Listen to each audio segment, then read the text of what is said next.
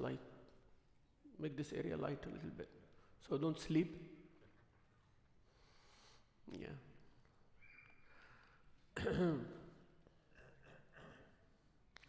اللهم صل على سيدنا محمد وعلى ال سيدنا محمد كما صليت على سيدنا ابراهيم وعلى ال سيدنا ابراهيم انك حميد مجيد وبارك على سيدنا محمد وعلى ال سيدنا محمد وبارك على سيدنا محمد رب اشرح لي صدري ويسر لي امري. الحمد لله والصلاة والسلام على رسول الله وعلى آله وصحبه ومن والاه وبعد. Tonight's lecture is about marriage. Is everybody here sitting married today? Everybody married? If you are not married, raise your hand.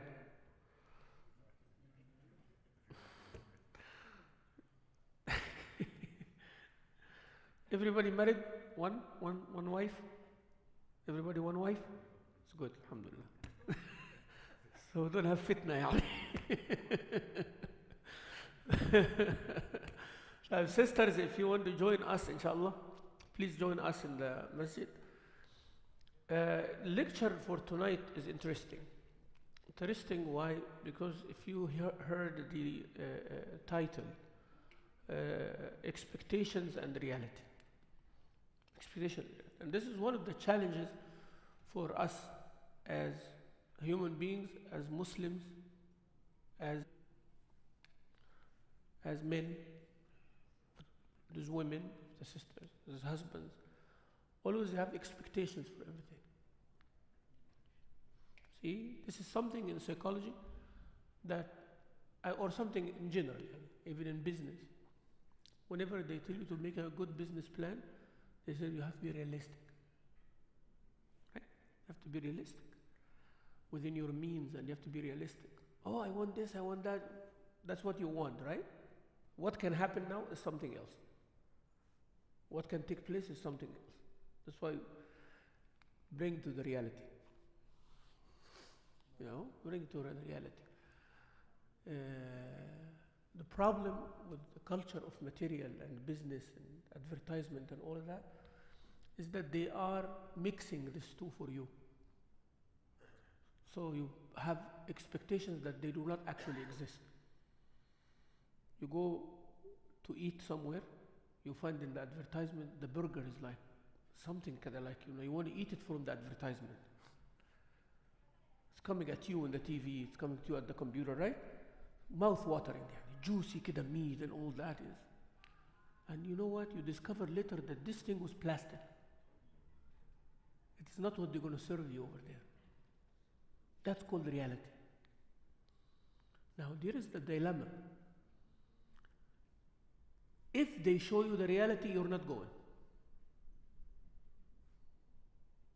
If they give you expectations, they get you. Then we discover later that you've been deceived. But you are there already. Say, I might as well take it. That's destruction of human being. This is destruction of human being. Making you just a person with no choices. That's why as a Muslim, as a person, always have your expectations aligned with reality. Quran and Sunnah brings us to the world of reality all the time. Right? Allah connects you. Look at the heaven, that's reality right there in front of you. It's cloudy or not cloudy, you can see.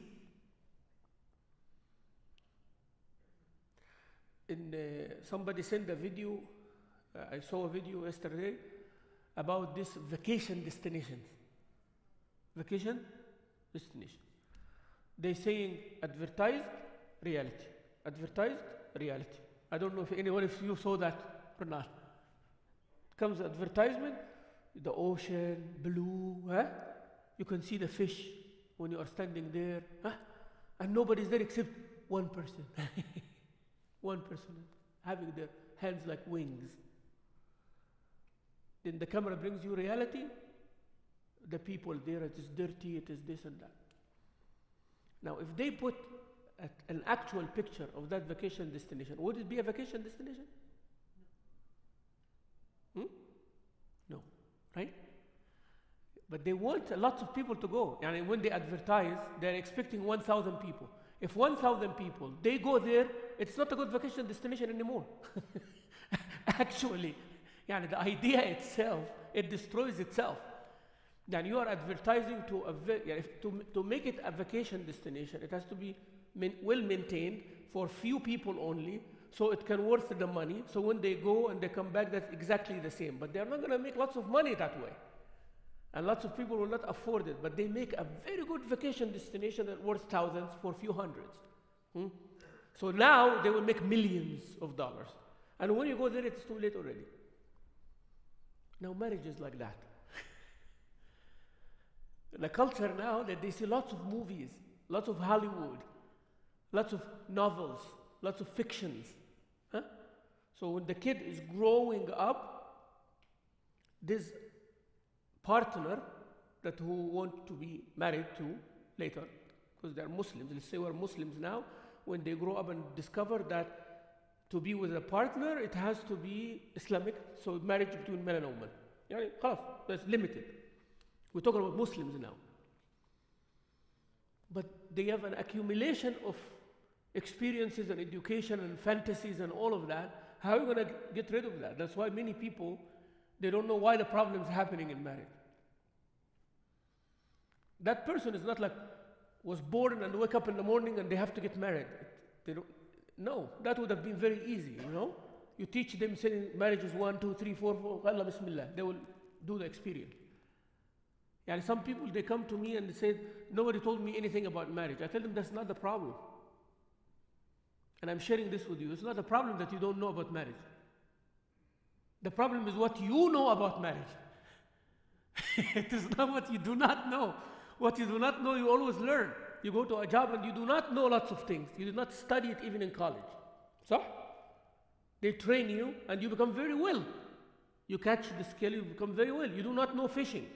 You heard about fishing, lots of things. You come to me and say, you know what? Forget everything you learn. Yes?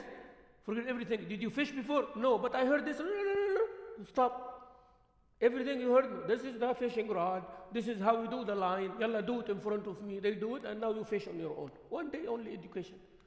Rest of your life, your skill is getting sharper, and you are becoming a professional. If you keep on it, you read about it, because I put you in the right direction, right? So issue is not that you do not know much about marriage. The issue is that you know a lot about marriage, which is wrong. I hope you get the idea. The issue is not someone who does not know about Islam. No, they come and teach them. We teach them one piece at a time. They take it easy. This is how we do it. This is how Salah is. No problem. But the problem is you were grown in a culture knowing that this is what Islam is. So anything else is not acceptable. واضح? Is that clear so far? So expectations are built based on what you see and what you hear and what you imagine. What you see, what you hear, what you imagine. Who did you see? Your parents. You saw your parents. And it does not say what is right and what is wrong. You just saw an example. It does not tell you what is right and what is wrong. Okay? Now you see neighbors. You do not know what is right and what is wrong. Now you see Muslims. Now you see not Muslims. You see people divorcing. And you see people doing this. What is your idea now about marriage? Is that what you saw? Right? What you heard two people talking. You heard your parents talking. You heard your grandparents talking. You heard this. So this is the spectrum of marriage. That's how married people talk to each other. Now you do not know about the intimate part, because the intimate part is haram, yani to do without marriage. So this is something that you have to figure out on your own. What is the problem with all I mentioned now? Who can tell me? What is the problem with that picture? Like a child grown up, and what they know about marriage is through their parents, through the people around them. That is the good, that is the bad, but they don't know. Assume that this is what marriage is. So what is the issue now? So their expectation is based on, I'll be like this. I'll be one of those. This guy shouts, this guy pushes, this guy shoves, this guy abuses, this woman raises her voice, this woman is in control, this woman is abused, this woman is up, this woman is down, this man is like that, so I'll be one of those. Even when you see someone that's nice, like you like it, then you say, I wish I'm like that. That's expectation. And what I like is not necessarily is not what you like. Yani when there is a sister, a girl, she sees a husband and a wife, and the man is so nice, and the woman is in control and everything. So I like that. It's not necessarily right. When you see a man, he's like, you said, oh, I like that. So not necessarily you always like the good. But how we solve this problem? Huh? What the Quran and Sunnah says. Good. How we do that? Alayhi salatu wassalam. How we do that? How? Huh? You can do counseling with who? With who? With who? Yani you, professional, scholar. You see, we're getting there. What else? So you seek the counseling. Seek the counseling. When would you seek the counseling? Before getting married, right? What else?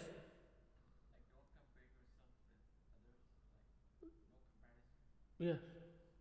Type. Now we are talking about those who intended to get married. صح? They will seek the counseling. What about those who did not intend to get married? How?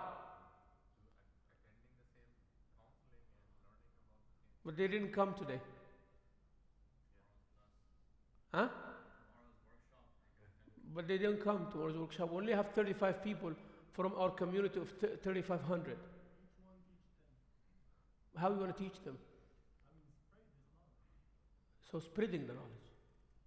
How? Being a good model so you can show them. But how people would know about you as a model? See, we're talking. I'm making conversation with you because the solution is there. By the way, you know the solution. It is just we need to bring it out. So in my class, that's what we do upstairs, right? So you guys have the information, but we need to bring it on demand. We need to bring the information. Whenever you have this is an issue. Where is the solution? We're solving a problem for a community. You're solving a problem for a generation. You are not solving a problem of one person. All what I'm hearing now, you are solving a problem of one person, of a case. Someone about to get married, someone who did not register for the class, right? You force that. But how you solve this problem? Education of children. Now we talk, but we have to decide what we need to do. First, what do you need to get married? As a man and as a woman, what do you need to get married? Huh? How do you learn about right intention? From young age. What else? You need to be a man who's responsible if you're going to be the husband, right?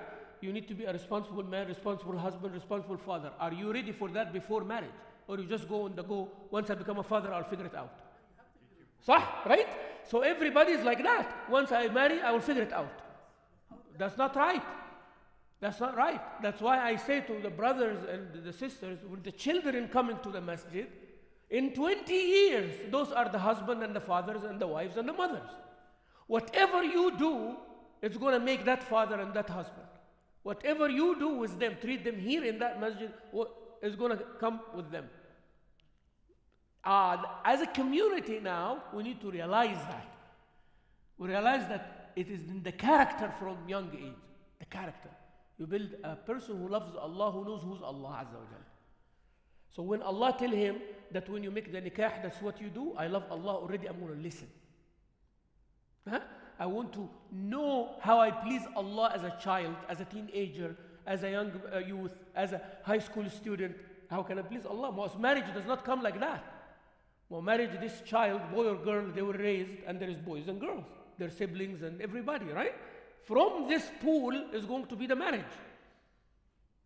Male, female, they grown up, not necessarily from the same proximity, but from all over the world, right? But they were together. They were in front of females, their mom, sister, auntie, this and that, neighbor's daughter, neighbor's son, they are around each other. So they are learning how to establish that relationship. So when the marriage comes, I know this girl, I know this boy. I know them on that level. Now the only thing left, our relationship is taking another shape. You get it? That relationship is taking another shape. But I know how girls are raised in champion community. I do know that. Like for my son is going to get married. So if we are all on the same page, right? I tell my son, pick any girl. Because I know majority of the community now, that's how they raise their daughters. Their daughter come to the sister here, teaching them Quran. I know who taught them wudu. I know who did that in the past 15 years in the weekend school. That's what they study. Those who are in Peace Academy. Is she in Peace Academy? Yeah, I know what happened. Was she in weekend school? Now I know her. She in public school? Now I know what she is, like that. Her father comes to the masjid? Now I know what is this. So I know my expectations from reality.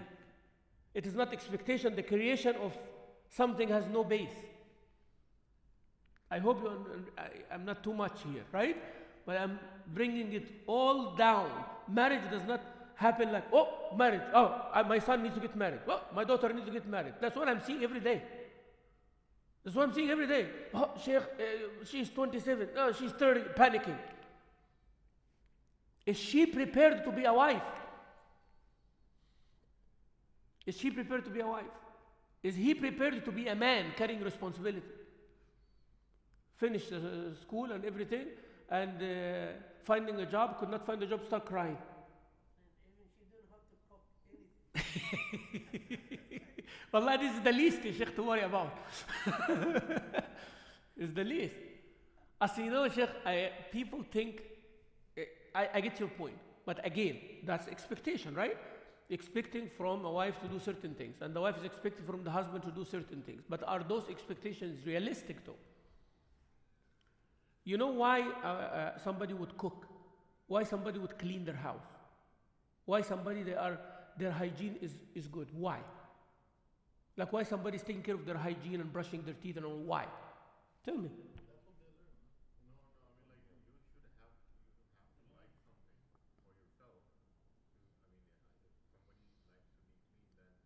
But I live in a room now, regardless I'm married or not married or anything like that. Why someone like me would like my room to be always clean? Like why would I do that? Huh? Makes you feel good. What else? That's part of who you're raised. See? What else? That's part of the faith, part of our Islam. Right? What else? The hygiene. But why take care of your hygiene? Because it's no for your good, own good. So now, someone cooking, someone cleaning, it is not because it's a duty on them. It's not a duty.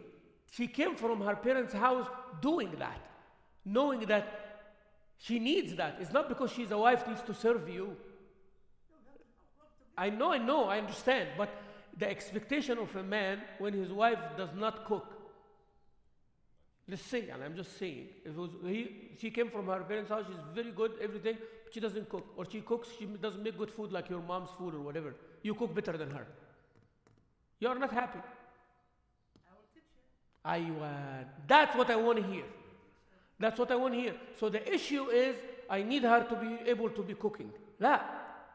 I want you to be teaching her, and I want to have loving to be learning, to learn, to be taught. So cooking is not a problem. As I told you, it's the least of your problem. Your problem is, does she want to do it or not? Does she want to do it or not? Does she want to keep her house always clean or not? Does she want to have children and take care of them or not? Do you want a wife who raises your children as Muslims or not? You have to want it bad enough. You know? Because those are your choices from the beginning. That's why today I'm trying to narrow the gap between expectations and reality. What is your reality? Ask yourself first, what is your reality? I want you to know what is your reality. I saw my mom and I want someone like your mom, but I'm sorry, I can tell you, that shop is closed a long time ago. There is nobody like your mom anymore. There's nobody like her mom anymore. Yani, when you marry somebody, there's nobody like your father anymore. If a girl wants somebody to be like her nice father, That shop is closed, خلاص. Done, يعني. What your reality is different. So your main goal in marriage is what? Yalla bismillah. Your main goal in marriage. What are you trying to achieve? The highest. Huh? Tranquility. You achieve tranquility, then what? Go to Jannah, right? What is before Jannah? Huh? Tolerance. You learn tolerance. But what if somebody already tolerant?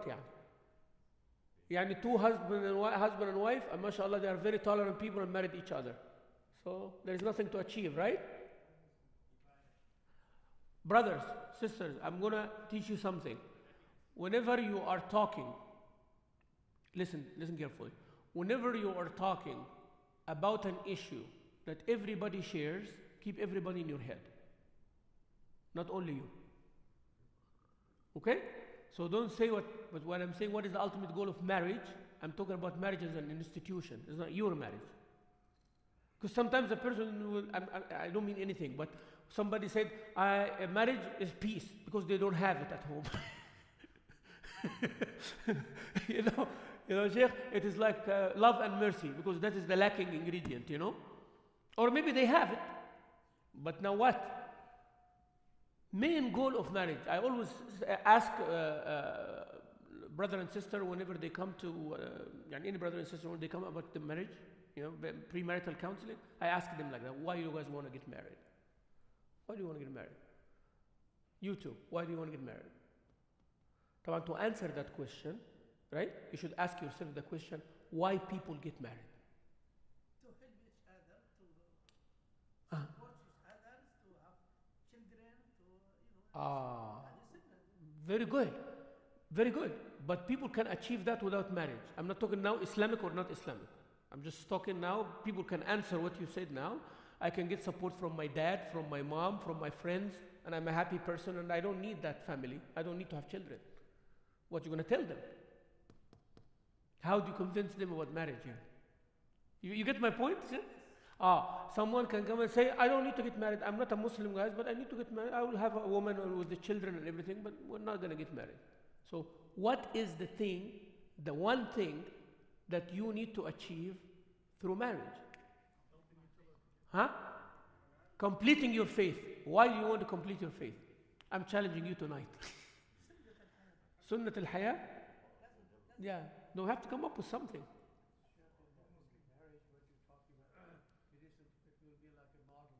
Model. For the people, how you married people live, because the training is trained by the parents from the beginning. When they're 10, 9 years old, be friend with them. Don't get mind your father, listen to me. No, be friend with them. Like. I like that. So you want to take me, for example, as a model. Don't take me as a model, by the way. I married a lot of people. So don't listen to me, okay? You know, I married and divorced a few times, so don't take me as a model. Anyways, let's say that you have a model in front of you. Who's the model of that model? Then who's the model of that model? How do you trust the model? Yeah. Model comes later, but what is the goal of marriage? The goal is to please Allah. Bas. To please Allah Azza wa Jal. That's it. That comes later. When we please Allah, He will give us healthy society. When we please Allah, جَعَلَنَا لِلْمُتَّقِينَ إِمَامًا, make us role model. When we please Allah, you're going to have the tranquility. Because Allah is the one who said all of these things, right? We made you tribes and nations so you know each other. Allah is the one who created the men and women to be with each other. Allah is the one who made them have children. Didn't Allah say all of the things that you mentioned here in the Quran? Yes or no? So you cannot pick one of them and say, I am marrying for that. But what is that is missing? You're going to divorce or what? Yani if you marry and you have everything, but you don't have tranquility. What if you marry someone who's very passive? Yani? They do everything that they do. That he's not abusing or anything like that, but very calm, very passive. He's not excited. He doesn't know what are you going to do? You see what I'm saying? So it has to be about pleasing Allah, which tops everything. I am there to please Allah. Imagine a man and a woman they enter this marital contract, this intermarital relationship to be closer to.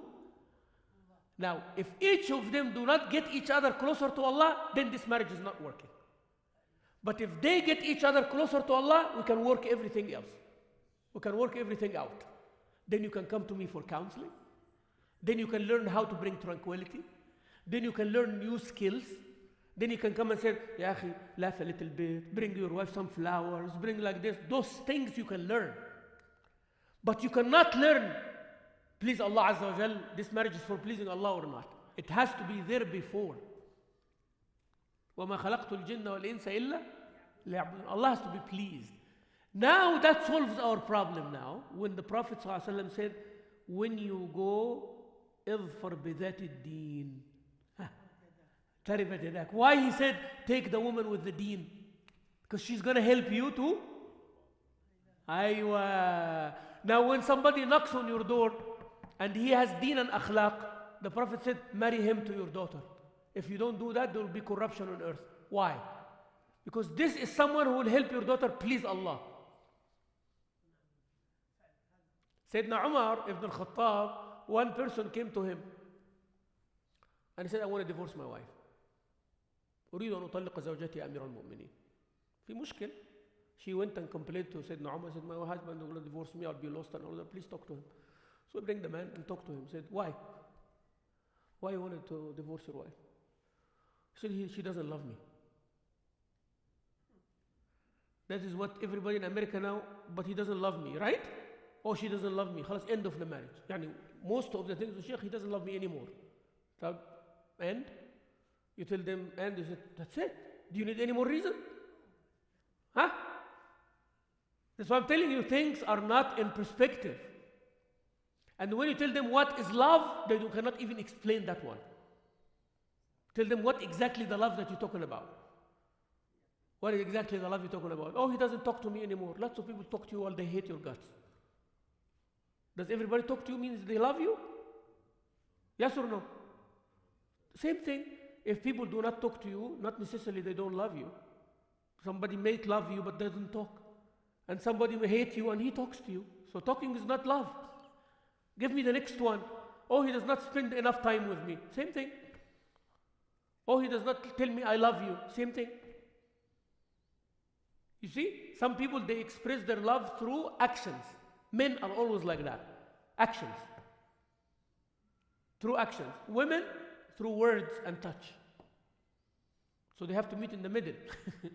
The women want to hear it. That's why one of the sheikhs said, the sisters eat through their ears. One of the sheikhs, in Arabic it makes some more sense. يأكلن بأذانهن.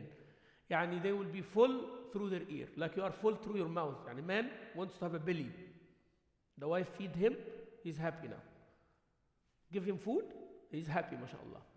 But the woman give her words, affirmation. She's very happy. Words. Always words. تكلم كتير. قول لها كلام حلو كده. حلو حلو حلو. كلام حلو. نعم.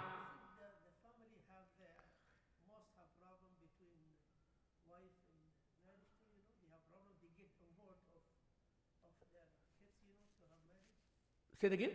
Problem for the family too.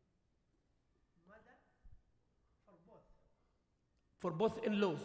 Yes, the big issue for the family. They get after the marriage, They want to do everything. They want to help it. They want to. That's a problem. Imposing too much love creates destruction. You have to let them on their own. Let them make their mistakes. Let them learn. You are consultant only. Give advice. I tell the parents like that, wallahi. That's why in my daughter's marriage, I was saying, my daughter, this man is before me now. He's number one. I'm number two. لازم تقول كده. You have to. And I told her, if I interfere, and you can tell me, Baba, stop, please, I will handle it. That's it. You have to be open-minded for that. Same thing. Same thing. Same thing. Because if the man has leadership, mother follows. If the father set the way, the mother follows. It is not inferiority, by the way. It's teamwork. Teamwork. Father is the strategist, is the one who makes the plan. The wife is the biggest executor she's the one who will execute things professionally. You cannot say who is better than who. The man sets the tone, sets the plan. This is how we're going to sail through this. Now the wife is going to make that happen. That's why when I say, Ya Akhwani, did Allah create the man for the woman or the woman for the man? Everybody will be offended by the question itself. But think before you say anything. No. No. See, don't be scared, yeah. Don't be scared and don't be politically correct, trying to be politically correct. Is the woman created for the man or the man created for the woman? Woman created for the man. But now we think like what? Oh, that means she's his slave. Ala tool, straightforward. The real reaction right away, that means she's his slave. She's number two. Who said that? Like who said that? Did I say that? Now Allah is the one who said, خَلَقَكُم مِّن نَفْسٍ وَاحِدَةٍ. He created you from, اسمعني بس, He created you from what? من نفس يا آدم يا حواء. وهو نفس cannot be two. Allah created you from one nafs. Who's that nafs? Adam. والنبي صلى الله عليه وسلم said كلكم لمن? He did not say لآدم وحواء. He said all of you belong to who? Including Hawa. That's why Allah said وَخَلَقَ مِنْهَا زَوْجَهَا. And He created from it its spouse. يعني that nafs, right, produced the spouse of that nafs. يعني from the first nafs came its spouse. They are not created. Allah was able to say كن فيكون Adam, كن فيكون حواء, يلا get married. He could have done that, subhanahu wa ta'ala. Yeah? But Allah Azza wa Jalla wants us all to have one source. And from that source came different functions. It does not make anyone better than anyone. He is the one. From him came his spouse. From the two came the children. وَبَثَّ مِنْهُمَا رِجَالًا كَثِيرًا وَنِسَاءً. طيب, I'll give you another ayah. See? Allah Azza wa Jalla says في القرآن وَمِنْ آيَاتِهِ أَنْ خَلَقَ لَكُم مِّنْ أَنفُسِكُمْ إيه? أزواجا لتسكنوا إليها. Many of the sheikhs will tell you this goes both for the man and the woman. صح? No. ما خلينا أنا جاي I'm coming to that. But I'm saying Quran only now. Just focus on the Quran. So Quran, Allah Azza wa Jalla said, and among the signs of your Lord, خَلَقَ لَكُمْ. Whom Allah is talking to? This lakum. How do you know? It can be for both men and women, right? But He said, خَلَقَ لَكُمْ مِنْ أَنفُسِكُمْ أَزْوَاجًا. First ayah I mentioned is what? نَفْسٍ وَاحِدَةٍ أَنفُسِكُمْ.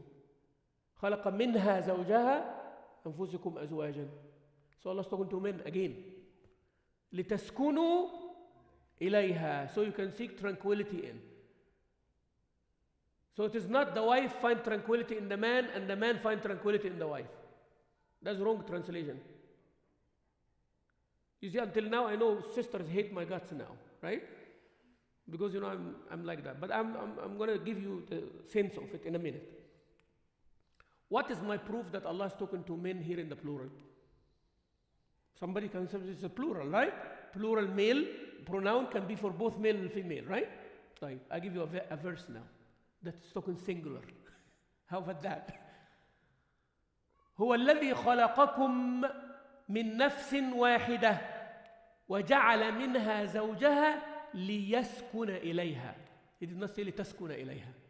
النفس يعني يسكن, male pronoun. You know, if Allah said نفس تسكن, النفس الروح يعني can be male or female. You use female pronoun for the روح. So it can be the روح of a man or a روح of the woman. تقول هذه روح. Female, right? So here is not a gender. هذه روح. Like you say هذه أرض.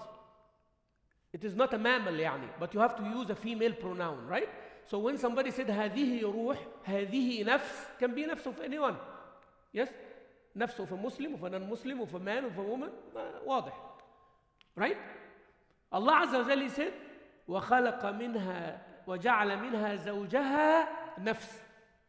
Right? So here applies for both men and women. Then he said ليسكن. With a ya can only be male only. If he said لِتَسْكُنَ, can apply for men and women. Can you imagine that in the grammar? Because he's talking about the nafs, right? Nafs can be nafs of a man and nafs of a woman. So the woman find tranquility with the man and the man find tranquility with the woman. But Allah Azza wa Jalla said, خَلَقَكُم مِّن نَفْسٍ وَاحِدَةٍ يَا أَيُّهَا الرِّجَالِ يعني. Right? وَجَعَلَ مِنْهَا زَوْجَهَا, to that nafs, لِيَسْكُنَ إِلَيْهَا. فَلَمَّا تَغَشَّاهَا, man here. They said when he impregnated her, so he's talking about a man all along, because he's talking about the same one. He created you from a nafs. That nafs, Allah made a spouse for it, and then he impregnated that spouse. Who does that? The male or the female? فَلَمَّا تَغَشَّاهَا حَمَلَتْ. She became pregnant. Who becomes pregnant? The lady or the man? حَمَلَتْ حَمْلًا خَفِيفًا, light. فَمَرَّتْ بِهِ. See the female pronoun? She passed through it. فَلَمَّا أَثْقَلَتْ. When the pregnancy became heavy, دَعَوَا. Both of them make dua now. You see, very precise grammar. Plural, singular male, singular female, then dual, both. All pronouns in this ayah, Surah Al-A'raf. خَلَقَكُمْ, plural. مِن نَفْسٍ وَاحِدَةٍ, singular. وَجَعَلَ مِنْهَا, singular. زَوْجَهَا, the other side, spouse, singular. فَلَمَّا لِيَسْكُنَ إِلَيْهَا, so he can find tranquility in her. فَلَمَّا تَغَشَّاهَا, when he impregnated her, that's man to a woman. حَمَلَتْ, she became pregnant, that's a woman. حَمْلًا خَفِيفًا, light, first trimester يعني. فَلَمَّا أَثْقَلَتْ, second and third, fourth, trimester. دَعَوَا, now the husband and wife do what? Dua. دَعَوَا اللَّهَ رَبَّهُمَا. Both. لَإِنْ آتَيْتَنَا, you ya Allah, singular, if you give both of us, two of us, صَالِحًا لَنَكُونَنَّ مِنَ الشَّاكِرِينَ. If you give us a pious son or daughter, we become among the thankful. I challenge anybody to bring me another translation of this ayah. You can play with other ayat يعني. But this one here, those pronouns, you cannot go anywhere with. طيب. Now, let me balance this before we talk about قوامون على Allah Azza wa Jal saying ليسكن إليها. يعني the man to find tranquility with a woman. Does this ayah indicate man needs tranquility or not? Yes or no? Yes. Because Allah Azza wa Jalla said He created the wife for you to find tranquility. Yes? So me as a man need what? And who's going to provide that? So who's more important than who? No. Both. I need tranquility to function, and without you I cannot function. So it's not inferiority, superiority, is it? Is it? Yani the wife should be so happy and proud that all these men cannot find the tranquility that Allah told them to find except with me. Can you imagine that now? That in itself will make lots of women fear Allah Azza wa Jal. عشان قلت لكم الزواج to please Allah. Didn't I say that? And Allah give you the key of the man's tranquility. Look at that. You have the key of the man's tranquility that will make him a man, that will make him work hard, that will make him sacrifice, that will make him spend on the children, that will make him protect you and love you and, you know, all of these things and sacrifice his life for you. You just give him tranquility. Just tell him, you're my husband, you're my man, I'm behind you. And you get everything. You see? It's very inexpensive exchange. Yani. You just give him peace and he gives you everything. You don't have to do anything. You don't have to suffer or struggle. You know, there is an experiment they did in Lebanon, I think, or Syria, something like that. Someone went in the street and asked a group of women first. Married women. Are you married? Yes. So they ask married women only, right? They said, if Malakul Maut comes to you, Malakul Maut will come, of course, but let's say he coming to you. And he give you choice. I take your soul or your husband's soul. Which one? All women said, husband, of course. Of course, take his soul. But all the husband said, take mine. And that's people who are not even practicing Islam. Said, take mine. Because this is the man's pride. And all men here understand what I'm talking about. Right? And I want the sisters to understand that as well.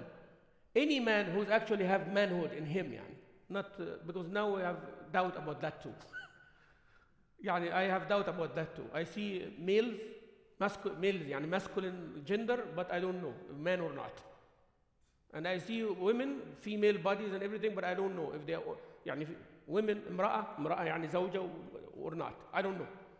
And I'm not talking about transgender, I'm talking about akhlaq. Do you have the akhlaq of a woman as Allah intended? Do you have akhlaq of a man and the characteristic of a man?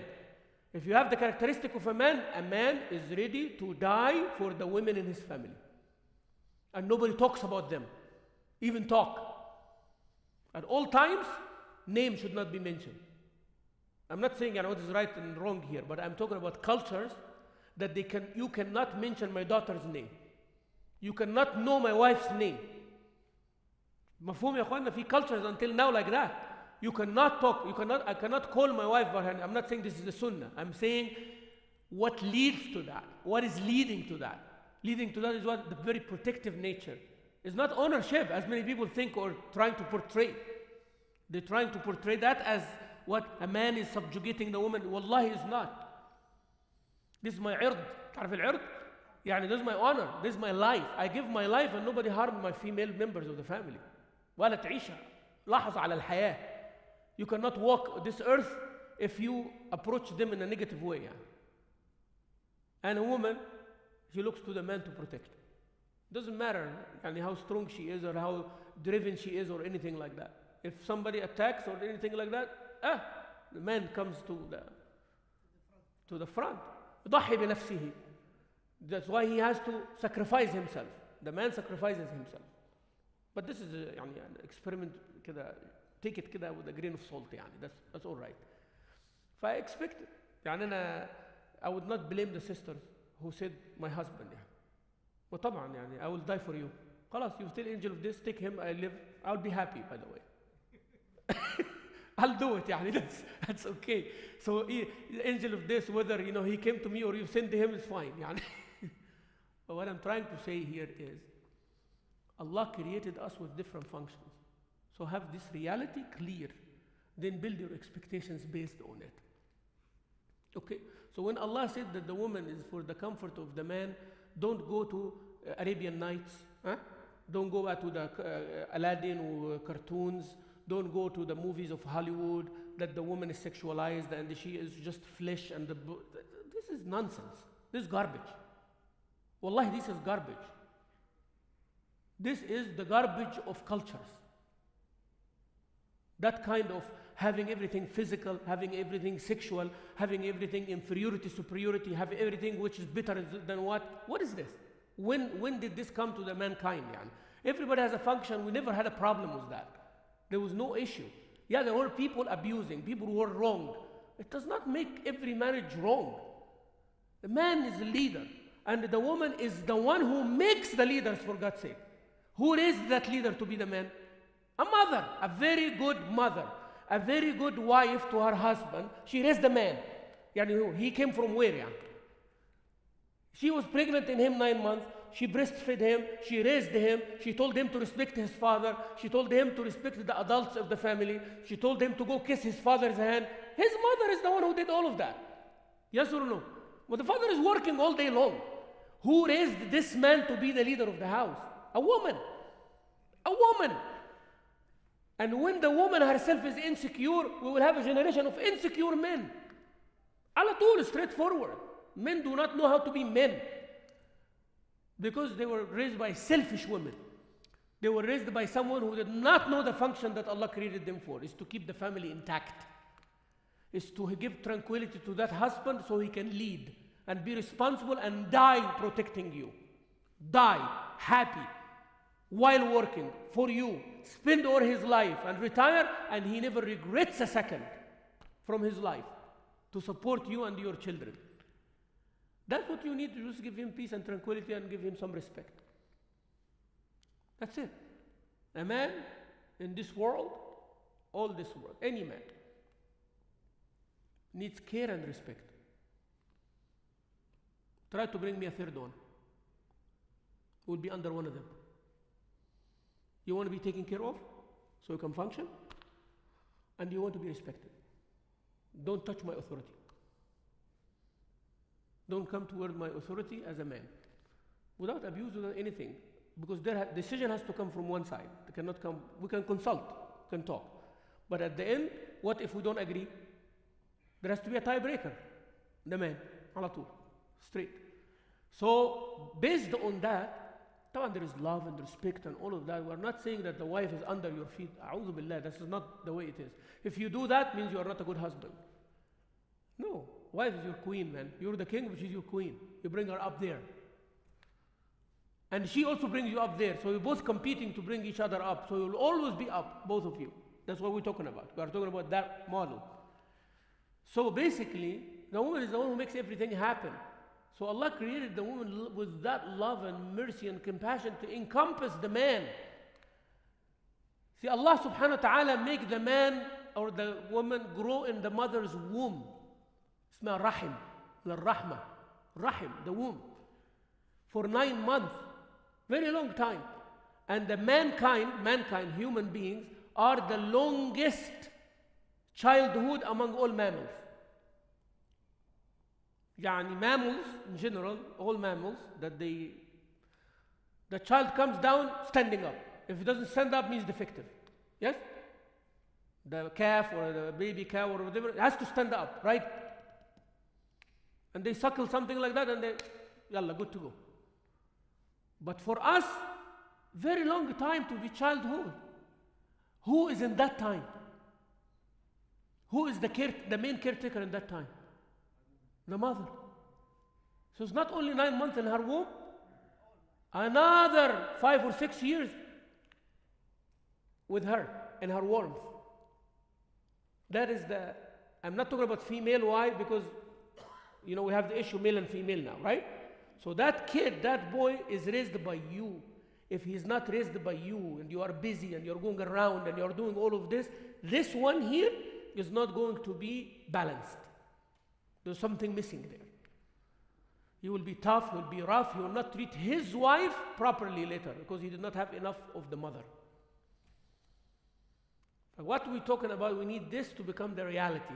Reality, that's how Allah wanted it. That's how the Prophet ﷺ said. When we say, الرجال قوامون على النساء, قوامون from قوام means a person who's responsible to take care of someone. Allah did not say الرجال قائدون للنساء. The men are the leaders of the women. He did not say that. He said قوامون أو قيامون, يعني قيام or قوام means the one who is, Allah is al-Qawwam or al-Qayyum, the word al-Qayyum. Qayyum means the manager, the caretaker of this universe. هذا معنى القيوم يعني. So when you are Qawwam, يعني you are the one responsible about women. You are the one who lead taking care of them. So you are the CEO. The CEO has to have an extra paycheck, has to have privileges, has to have a lot. Because he's the CEO of the company. But if anything happened to the company, who is the first one that the shareholders hold? They will not go to the head of department. They will bring who? They will grill who? The CEO.